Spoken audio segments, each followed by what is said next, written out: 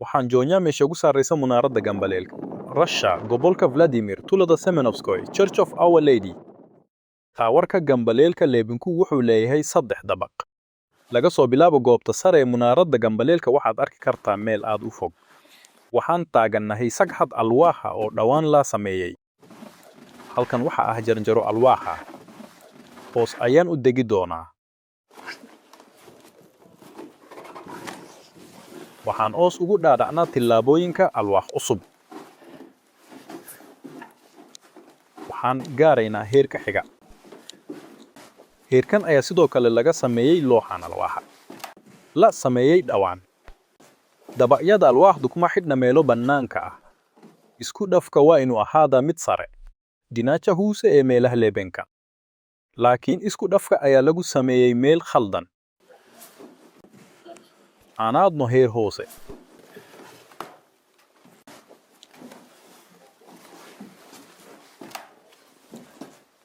mar labaad waxaan aragnaa saxad alwaaxa hoos waxaa ku yaal saxad alwaaxa halka sarna waxaa ku yaal saqaf alwaaxa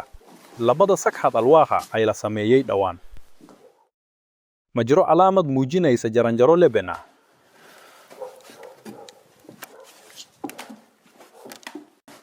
muxuu naqshadeeyaha u naqshadeeyay munaaradda gambaleelka oo aan lahayn jaranjaro oo mar labaad waxaan aragnaa kaliya dabaq alwaaxa ma jiraan wax calaamado ah oo muujinaya inay meeshan ka jirtay meel leben ah niches waxaa lagu sameeyaa gidaarka lebenka niches aad bay u yar yihiin oo gacmeed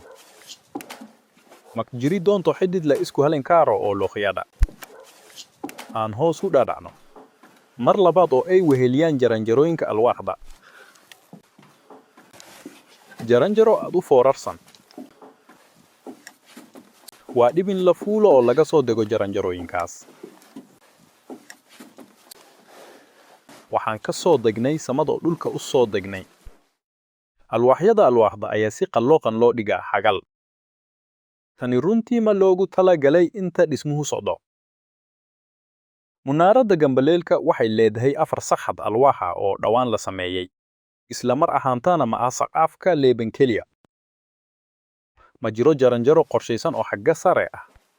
waa maxay sababta ay u weyn saqafyo iyo jaranjaro u dhexeeya dabaqyada ku yaal munaaradda gambaleelka ee Ruushka ma kuwii wax dhisayay ma ilaaway mise sidaas ayaa loogu talagalay